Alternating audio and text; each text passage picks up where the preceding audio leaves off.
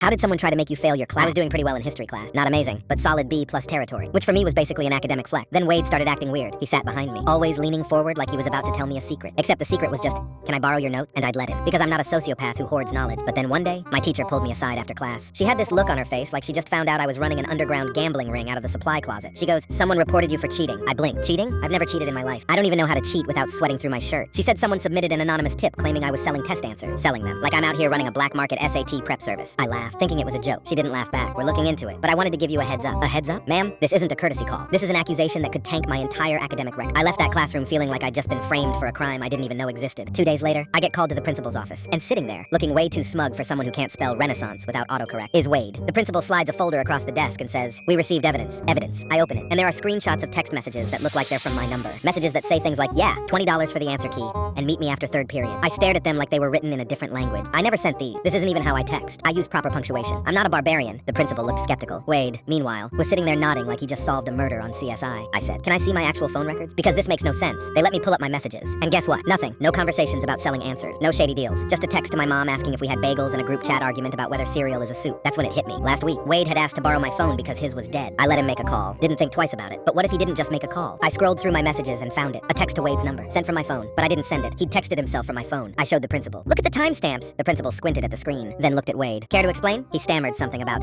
just trying to help the investigation, but it was too late. The principal came back, looking exhausted, and said, you're cleared. He's suspended for 2 weeks.